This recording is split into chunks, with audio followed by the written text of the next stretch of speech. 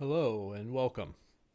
Wanted to take a few minutes to address some of the items that came up during yesterday's video and follow through with a little edge testing and paper cutting, because I realized that I did the cardinal sin and I didn't cut anything on my knife unboxing. So I apologize for that. We'll fix that. And then I wanted to also go ahead and address a couple things with the Mocenary MK-13, and then the Padre is just here for the edge check.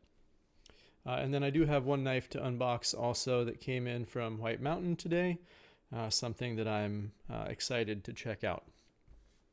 All right, so let's get right into it. First thing I wanted to talk about was the clip on the Mocenary knife, because I left that a little unfinished yesterday. Let me get a nice view here of what we're talking about. So if you can see the clip, and let me get a better angle actually. If I can get it just right, you'll be able to see that the clip actually rests on that screw. So it meets on the ramp at one point on the round edge of that screw, and that screw holds in the over travel stop that's hidden under the clip. So I don't carry with a clip, but I dug some pants out here just so we could look at whether or not this is functional in a regular pants pocket. So just an old worn pair of jeans. Slide in's not too bad. Slide out also not terrible. There is quite a bit of grip. I don't know what normal pants tension looks like as far as clipping it in. It does have some resistance, but I could see there being an issue. I mean, it does essentially have one hot spot for the clip, and I could see that being an issue for people. And then I've got one other pair here. Just a totally different material. I find this material stretches, and I find it's always a little hard on with clips. Not terrible going in, honestly, not that hard to find and not that hard to push in. Quite a bit of pinch grab on the way out. I could see that being an issue. There is a decent amount of tension here and not a lot of flex. So we'll go ahead and take this off real quick, and I just wanted to show you the over travel stop.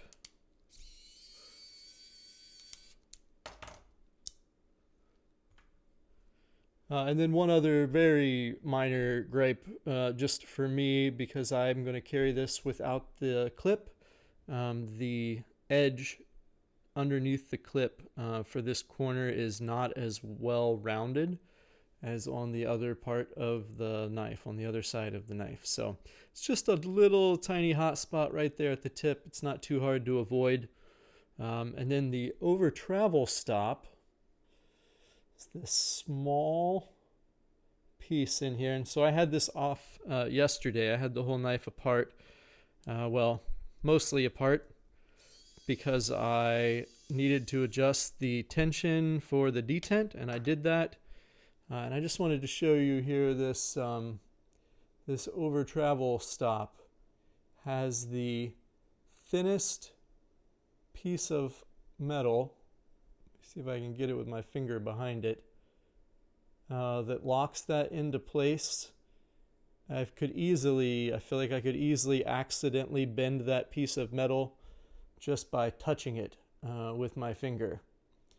And then a piece of metal that this goes into. So I'm not actually sure why it needed to be so large. I don't think we needed that much of an overlap with the lock bar, and I'm not sure why it needed to be so thin. I guess ultimately it was done thin so that the head of the screw doesn't protrude from the knife. I will say that when I had the knife apart, I did have the pivot out of the knife, which allowed the blade to move out of the way enough that it wasn't contacting the lock bar. So I was able to make a small adjustment to the lock bar tension. I actually had to bend the lock bar out significantly. So at this point I was getting better, and I actually had to go just a little more than that. And when the blade is not being contacted by the lock bar, there's about half this much space in between the two sides of the scale when there's no knife to contact. So before it wasn't touching the other side, but it was very close. So, I increased the distance or decreased the distance of travel for the lock bar by, a few millimeters. And yeah, I mean, that fixed all my complaints. I still have bank vault action, and the knife flips reliably when I'm not on camera. All the various front flipping methods work great. I even find it's relatively easy to kind of pinch out and roll that way. A roll open in this direction is really easy. Just don't love how the over travel stop is made. I'm not sure really that there's a functional way for this not to be a problem for people, other than maybe reducing the head of the lock bar screw or replacing it with an alternative screw. I haven't messed with that. Again, I'm going to take it off myself. So just for the argument of whether or not this is actually needed, let's take it off and look, because I can tell you that the over travel stop, the way that it's made, it actually doesn't come into play until the knife is all the way over, where I had to bend it to get a change in detent from the lock bar. So yeah, so let's try it without the screw. And I can tell you already that without the screw, we're not touching the handle, so the clip would need to be bent a little bit for that. Let's just go ahead and take a quick look and see how it slides in and out of the same pocket.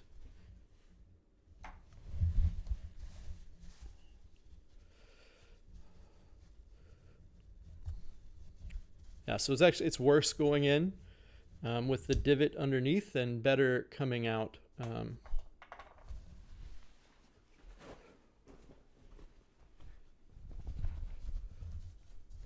And once more.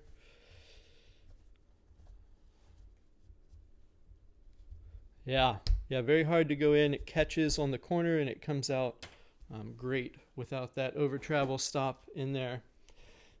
You can be the judge of whether or not you think that over travel stop is needed. You could put anything you wanted back in that hole. I think you could probably just put a screw with a slightly larger head in the same lock bar spot, and I think you would have your equivalent over travel stop.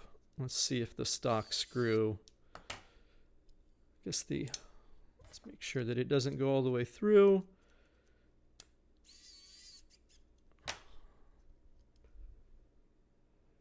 Yeah, so we don't have any protrusion into the handle that way. It would not do anything to stop over travel like this. However, it is now flush with the knife. So yeah, I don't know. You do you. You could put a little washer in there or something. Change the over travel stop if you wanted to. Change the head. I think maybe that's a problem. It's going to be a problem for most people. Other than that, the action's great. I'm still loving the flame anodization, torch anodization that he did on this particular knife. As far as I know, the other 4 that he customized are still available. Numbers 1, 3, 4, and 5. This was number 2. And it looks to me like he probably numbered in the order that he did them. You can kind of see the progression as he changed the way he was doing the design as he went. And then, I promised you a cut test, and we're going to do that here. So I've been using this for a while. This BESS tester, it's just a scale with a device that sits on it, holds a media that's provided by the company that makes the whole setup, and then basically it's just going to register the weight in 5-gram increments as I press down with the knife, and eventually we'll cut the filament, and that will give us a rating. So this will save the highest number achieved, and this is actually pretty accurate, provided that you have that you keep uniform tension on the line when you're refilling the holder. And feel like I've got a good method down for that. I get very consistent results.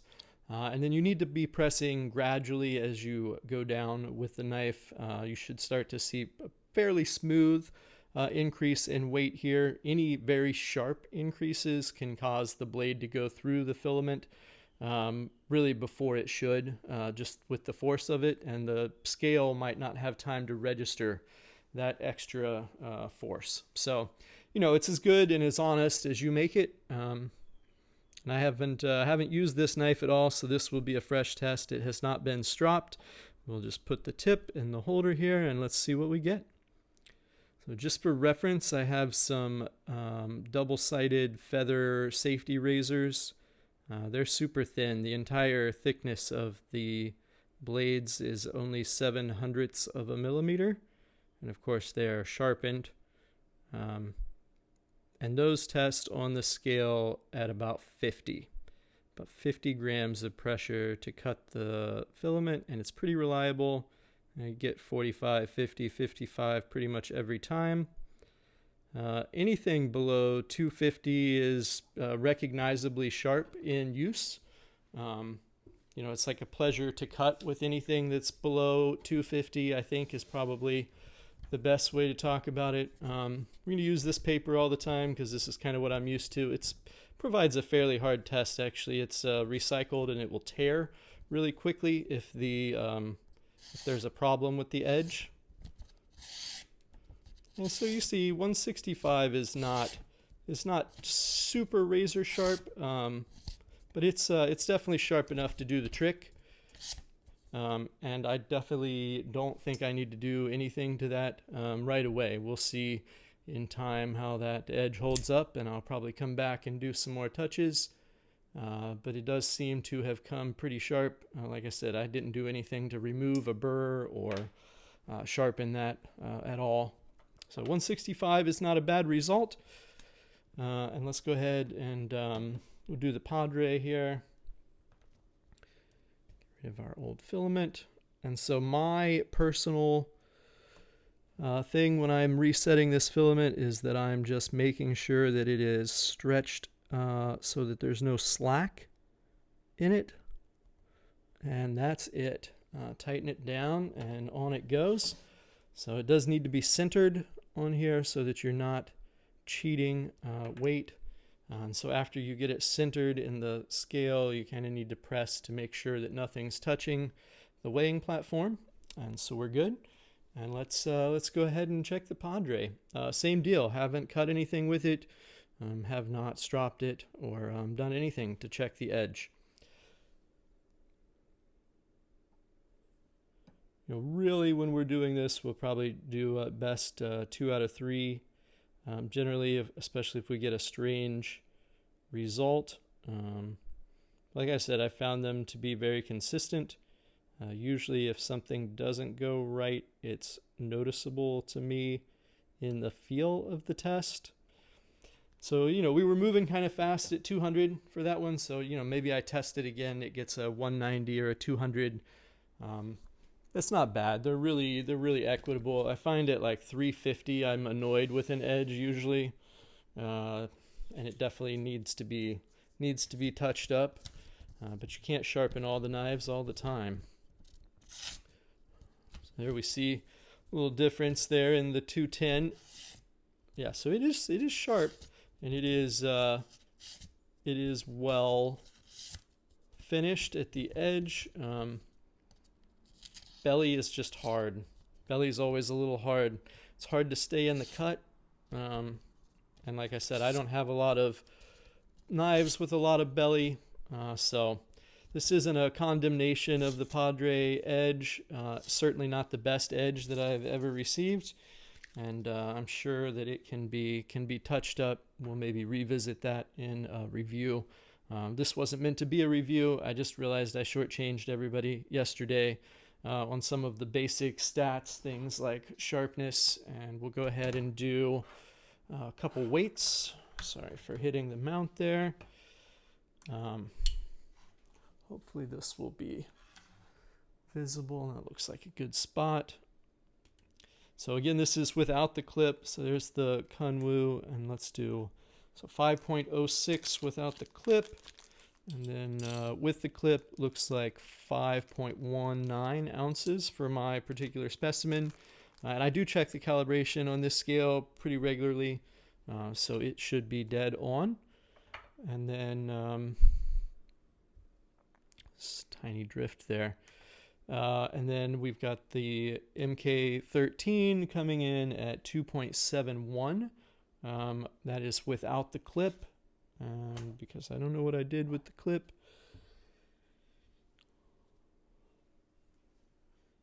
And I'm not super concerned about it because I don't want to use it anyway. I'll find it eventually. The clip, I'm sure, adds a very small amount of weight to the knife. Oh, there we go. And the screw. So you're at 2.84 with the clip.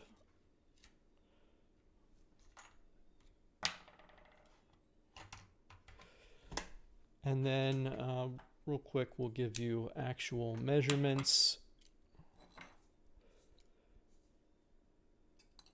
So handle measurement, 3.850 inches. Blade length measurement from the handle.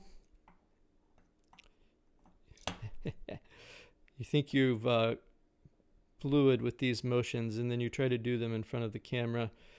So then for the blade, I've got 2.9415. So it only measures in halves out to the, I guess, what is that? 10th, 100,000th, 10,000th. It's only accurate to a half. So there you go. Decent stats for that one. Blade thickness, 0.127 inches. And then I always like to measure behind the edge thickness. Ooh, slipped off. There we go. Behind the edge interest is 19.5 thousandths. Yeah, let's call it 19 thousandths. Yeah, nice behind the edge thickness for that. I'm quite happy with everything now that the detent is dialed for the action. For my personal taste, and yeah, edge is sharp, won't have to do anything to that. You know, it's a shame about the clip and the way that this is set up. You know, still it's even a little bit of an eyesore without the clip, but at least it's not a problem for me functionally, and I'm very happy with the knife. I can honestly say the poor Padre has gotten very little attention because I've been more interested in the Mark 13. And so rather than using the ruler, let's go ahead and do handle measurement, and we're going to count all of the handle. 4.808 on the handle length, and then for the blade, I think yesterday I called it 3.37. Let's see. So yeah, 3.361. I think this was a little short, actually. I'm just a hair short. So 3.36, 3.37. And then the blade stock here being 0.141 inches. And the thickness behind the edge in the middle of the knife,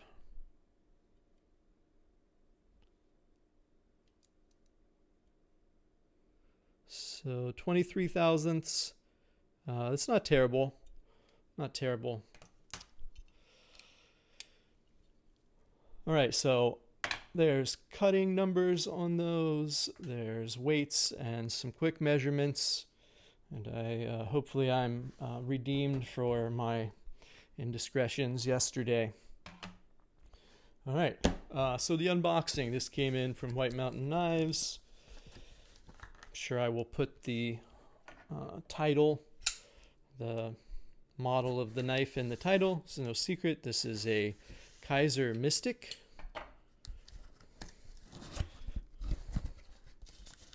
By Munko of Colorful Filth. What is it? I believe it's Paul Munko.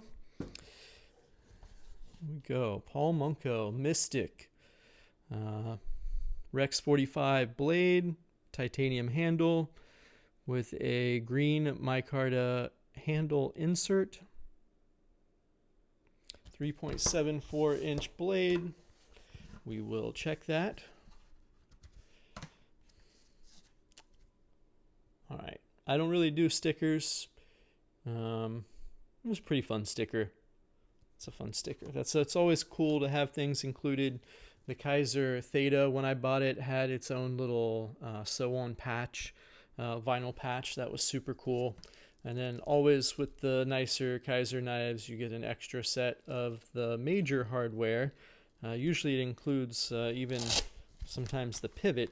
This one, it just looks like it has body screws.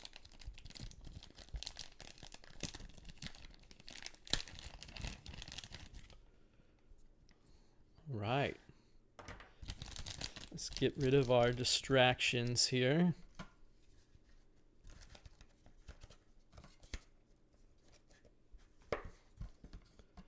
Yeah, Kizer's got a nice unboxing experience with their premium knives for sure. All right. So here we go. Kizer Mystic. I saw a post by Mr. Munko on Reddit. He had posted a picture of this knife in his design inspiration atmosphere, which was super cool. It was a picture of him on a northeastern shoreline, and it was kind of his inspiration for this knife. So we have a Harpoon design. It's harpoon and fishing related, named after the city of Mystic, and super cool. He told me that Kizer basically told him that he could have his choice between a few different more exotic steels, and they went with Rex 45. I think that's super cool. I think it should have a neat patina to it, and things that are on the shoreline, they always have patina. Call it rust if you want, but it can be beautiful. And there was a big rusty chain in the photo that he shared with the knife, and I just thought it really set the scene. I figured it was an old model actually, because I hadn't heard anything about it, and assumed I'd have to find one on the secondary. That was not the case. However, I did have a lot of trouble getting one because they sell out every time they come into stock, as far as I have seen. I believe the list price for this knife is $170 on most retailers. And, I think for Rex 45 titanium and, a cool art design, I think that's a great deal. See, we have a decent amount of handle beyond the blade, not a ton of extra, but yeah, we have some extra protection here, and we have a lanyard pin there that's mostly out of the way and not a problem. And then we have a front flipper, which works pretty well actually. I'm not very good with the front flipper, as I have mentioned previously. And the knife feels pretty light, quite light actually, especially for a knife of this overall size. Of course, titanium is not super heavy. Doesn't need to be, and there doesn't need to be a lot of it. The action on Kizers can just be as good as any. And let's see if they have it tight. Yeah, so it is rock solid, and glassy smooth out of the box, dangerously so. And I can't really even detect the detent. Yeah, see the so there's the knife sitting on the detent. So it's over very early, and yeah, it is. There is no safety here if you're too far back in their indentation for thumb access. If you're too far back there, you're going to get blade. If you're forward, then you can hit the choil, and that's safe. Or you can just be reasonable about the way you're closing it and keep your fingers out of the way. So let's not make the same mistake again. Let's go ahead and get some stats. We're going to start with sharpness. Let's see if Kizer knows how to sharpen a knife. I've had so many Kizers over the years. I feel like they usually do a pretty good job with the edge. I don't remember anything terrible anyway. Right, so we are reset. Bring this back over. I don't know, where is that visible? There we go. All right, let's see if we're centered. Man, I had a hard time getting centered in this thing when I first started using it, but I've gotten a lot better with it now. So here we go, Kizer Mystic, Rex 45, sharpness measurement. Out of the box, untouched.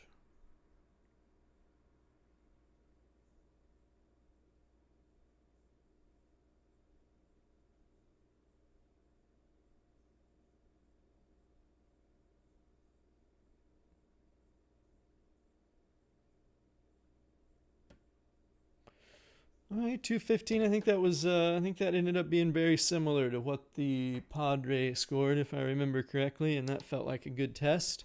So maybe Padre just a hair sharper, and then let's see here. It's interesting. The sharpness test. It's a measure on that one specific filament, obviously. Seems obvious in handling. Yeah, maybe it's not much different. It might just be an edge geometry thing that makes the... Yeah, I suppose they're pretty close. I think that's accurate. I think this one is a little just strange to use with the belly. I'm just not used to it. This is a much more standard design for my knives. Although I looked before this knife came for other Harpoon options in my collection, so that I might compare this, and I didn't have very many. So we saw this. This is a reasonably sharp knife. I'm sure it would shave my arm, but that's a pretty hard paper to cut, and we saw what that sharpness test looked like. So we'll know going forward, kind of have a better idea what the various numbers mean as far as sharpness goes. This one I think will probably clean right up with a little stropping action. So in photos, I kind of thought that I had picked up a little bit of a recurve here in this knife, which doesn't give me much pause. I don't mind sharpening a recurve terribly, although I find them kind of strange to use because you've got so many different angles going on in the edge. But it's not at all recurve. It is flat back there, and that's also fine. I had tried to spend a decent amount of effort trying to make sure that I had some recurve knives to compare this to. There is just the tiniest little recurve in here, mainly because of the way that the blade drops down just a little bit right there. Almost undetectable. Not enough to call it a recurve, I think. Not for me anyway, which is good. That means we'll save a little time on our size comparisons. because I don't have to look at a bunch of recurve knives. So let's go ahead and look at, before we do size comparisons and I forget, let's go ahead and get our weight. So that is 4.43 ounces for the Kizer Mystic. And then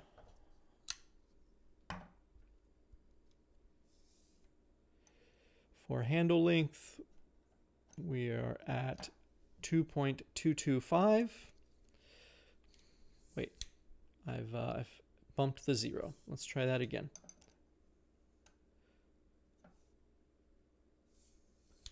So these work by voltage, and obviously this is picking up some sort of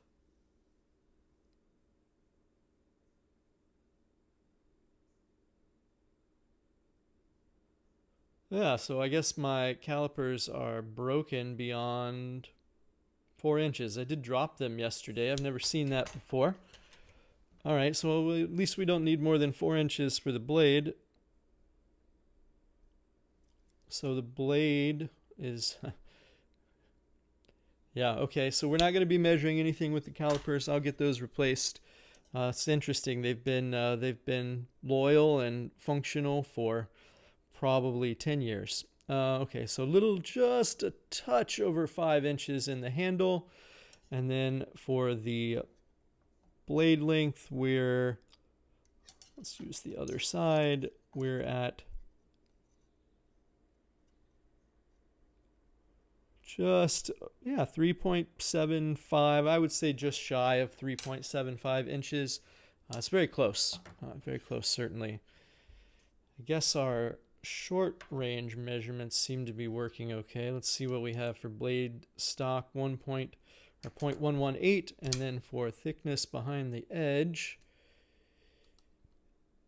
we are at 0.023, same as the Padre.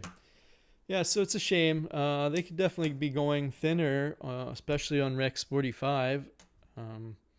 Was kind of the point of having a super steel, is being able to take the edge geometry down finer and not have it deform on you. So now some quick knife comparisons. I didn't bring out any size comparison knives today. I was hoping to be a little bit more brief. It seems we're already failing on that pretty hard, but I've got some other Harpoon knives, so if you're into the Harpoon design, maybe there'll be some others here you recognize. So this is the Kansept Pretatout. Cool knife. And then we've got a couple Rikes. This is the Rike Thor 7. It looks like we're right at the top of the frame here. All right, there we go. Rike Thor 7, and another Rike that's kind of Harpoon-like. These are interesting. I kind of was curious. I wanted to talk a little bit about what makes a Harpoon, and design-wise, which knives are Harpoon and which aren't. The Pretatout kind of has a similar thing going on for me, I think. Different termination here, different handle. Obviously, they're different knives, but they both have the Harpoon thing going on. I think if you like one, it's very reasonable that you would like the other also. The Pretatout has been a good knife. It has excellent action, has a Damascus surround that is not very well defined, but it's been a good knife. It comes with a Damascus pocket clip that I have in a bag somewhere. And then the Rike Thor 7, this is a super lightweight, kind of small integral piece here for the bolster and action. And then the rest of the knife is carbon fiber. So that's a fun knife. And I think, obviously we've got a little bit of a biomech thing going on here. And it does come to a fairly thin ridge here, which makes it a little strange to put your thumb on. It's not the most comfortable thing. I won't say that it hurts, but I don't yearn to put my thumb up there. Whereas on this one, I'm going to guess that this is a pretty natural forward thumb location. And yeah, it definitely is. That's a good comfortable hold. I can see lots of reason for that. I'm afraid of this knife. Sharp or not, I'm afraid of that action. Man, is that fast. So the same material with the green micarta for the pivot surround. And definitely functional for the forward thumb grip there. Same for the Pretatout, pretty easy to get up here. You do have the flipper in your way on the Pretatout, while you don't have anything in your way there. And then same thing with the Thor. You've got a flipper, and what's this, the Rike M3? This is an enormous knife, so don't let the scale throw you off. The Kizer Mystic is quite large. The M3 is just an absurdly large knife. I put a lot of my new knives next to it because I have a friend that has one, and it helps with size for him, but it's a very large knife. And I think even though it's kind of missing here, or at least you can't put your thumb on it, it has the same kind of almost an inferred harpoon shape. And for the thumb ramp, it's definitely provides the same thing here. And you can't really go forward on this one. There's just too much stretch for my hand to be comfortable. But I'm curious, do you think this still counts as a harpoon? Leave a comment. Rike M3, great knives.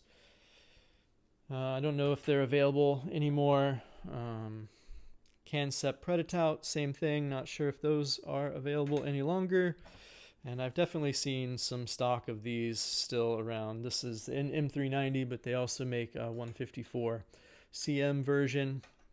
And then I've got a couple Twosuns here. This is a TS305. TS305 is a pretty awesome knife. I anodized this one purple. Added all of this heavy jimping along the top, so the natural jimping actually stops about right there. And so I came through all the way up through this second thumb ramp with a rotary tool and made a very organic and unevenly spaced jimping here that works amazingly well in the hand. And it really works. You know, I think I may go through and add more jimping to most of these harpoon type tips, because that second thumb ramp, it really provides a place of leverage with a decent amount of the blade still to use, and I definitely appreciate the extra jimping there. So these are great knives, although I just learned they have a bit of a design flaw. It looks like in the lock face interface geometry, there's some sort of issue with maybe a single point of contact, because while the knife is fine in the side-to-side direction, if you come all the way out to the tip and you hold it here, you can get a little flex in the knife in the up and down direction. So I don't get it if I'm at the ends, and I don't get it if I'm here, but if I really cheat the leverage and come up here and wiggle it, I get a little movement in that. So I'm going to look at potentially coming in and changing the lock face geometry on that a little bit to see if I can get the lockup better, because I have two of them now, so I have a vested interest. Here we have a TS269 in D2 steel. This knife I got, I wanted to check out their finish here, their entropic heat anodizing, and now this is a completely different blade shape with a kind of more trailing point Persian top, but it still has that really harpoon-like thumb ramp. Harpoon is just an interesting design because it's defined by the top of the blade. So harpoon knives kind of have that going on. We do that with reverse Wharncliffe knives. We do that with trailing point knives, where the trailing point, of course, it meets the tip. It's interesting that some of the blade shapes are defined not by their cutting edge, but by their spine. And then one last Twosun here, a TS140. That's the bow head. So the TS140 bow head. This is an integral knife. And this, I think you could argue maybe that this is also a harpoon with the forward tip, even though it's a Wharncliffe flat edge. So I don't know, just kind of challenging. What makes a Wharncliffe, and why are there so few of them? Especially because I think it provides great utility, especially when the second dip is where you can access it. So no second dip here for these bottom ones, but I don't know, is it still a harpoon because it has the very steep dip? I'm not sure. So we'll get these out of the way. And then I've got one other pair here of harpoon style knives, maybe. All right, so we've got a Wee Knife Fornix. This is a very underrated knife, I think, for the money. They made this a limited edition. Didn't really catch on because it's simple, but everything is done really well. Everything works really well. It's super thin and lightweight, and I really appreciate that harpoon tip detail. So in this knife, it's not a very usable spot. You can stretch up to it, but you're all the way out, and it doesn't leave you with as much tip. Wee Fornix, great knife. And then we have the Wee Primoris. This has been discontinued right now. Some of these are still available, super cheap. I think it's a really cool design. It does not have a backspacer. It's carbon fiber slab only on one side. And then again, I don't know, is it a harpoon? It seems like it has that aesthetic to me, even though it doesn't have the second dip. Yeah, what are your thoughts? Is it a harpoon, or does it need to have a ramp and a dip to be a harpoon? Is that still a harpoon?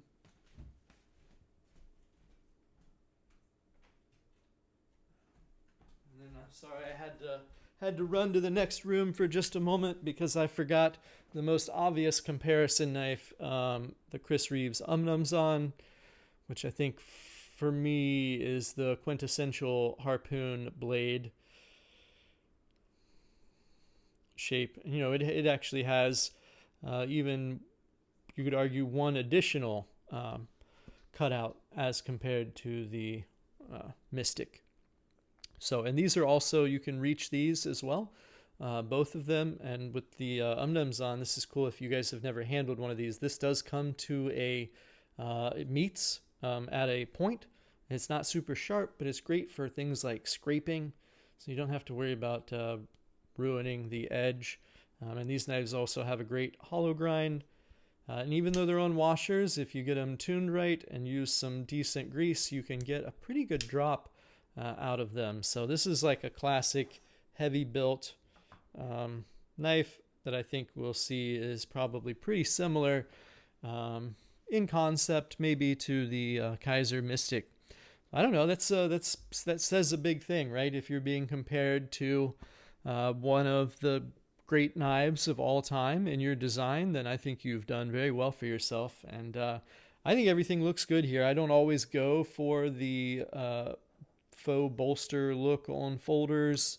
I understand that it's a classic look for a fixed blade, but for a folder, it doesn't always work for me. I think it does work here.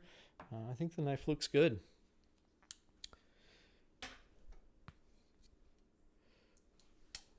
All right. Yeah, so we don't have to look at the recurves. That really saves a lot of time. And then I did just want to look real quick, since we're looking at a Kizer design here, and a lot of people probably don't know some of the higher end designs from Kizer. They've worked with various knife designers for some time now, and they've handled a lot of great designs. Some of them have been popular. I think largely they've been mostly overlooked. So this is the Kizer Raja. And I think this is a super cool knife. So obviously you've got kind of like a hybrid thing going on here. Very cool blade shape, and just a super well-made knife. You see a lot of attention to the backspacer. I did the anodizing on this knife. I did the pattern, and then I anodized it. I didn't do anything to the blade because I like their stonewash. I like Kizer stonewash. It's pretty smooth. I find that it wears pretty well. Yeah, it'll scratch. If your knife gets scratched, you're going to see it in the blade. I think you'll see that in just about any blade. I think a stonewash will hide it better than most. And then I think the more rustic and apocalyptic looking the stonewash, the better it will hide the wear. Right, so just for size comparisons here, so my hands are a little moist. But yeah, I mean, if you want to talk about Kizer design quality, that's a great knife. It is in S35 VN. This is a knife that I picked up from Kizer ages ago. Really one of their earlier knives that caught my attention. Kizer River Cat by Tomcat Knives. This knife is thick. This knife feels heavy duty. It's got the super cool milling on the handle. It's got awesome action. Seems like it's maybe a little dry at the moment, but the action is good, and this knife feels very like rugged, heavy use. It kind of has a Strider feel to me, overbuilt, over thick. Everything just feels robust. And they made this a long time ago. I believe this is also S35 VN. And then one I picked up more recently. These are still available sometimes. I thought this was going to be more relevant because of the recurve. The Kizer Splint. Is it the Splint? I believe it's the Splint. It's not the Splinter. They also make the Splinter. The Splinter is a great knife. This is the Sliver. That's what it is, the Kizer Sliver. Nice hollow grind. Kizer is capable of doing a nice hollow grind if they want to. And this knife came with a pretty good edge on it. This knife is also on washers, and you see you can have good action on washers, certainly. The detent will slow it down a little bit, but the drop is there. And Kizer is capable of making some big, well-made knives. I wouldn't put this knife in the same class with the others, but if you have a Kizer and you like them, you already know the quality. If you get the Mystic and you really like it, please know that Kizer has other high quality knives out there that deserve your attention, and you should probably take a look. So thanks again for joining me. Hopefully I covered most of my shortcomings from the previous video, and we'll try to adopt a even more stringent format going forward to keep me from rambling so much. Unboxings, I think, are just generally going to be less friendly for that. But I appreciate your time watching, and please let me know what you think in the comments, both about the knives. I'd love to know what people think about, what is and is not a Harpoon shape knife. And, in general, I'd just love to hear feedback about the formats and the way I'm handling everything. Thanks again, and enjoy the rest of your day.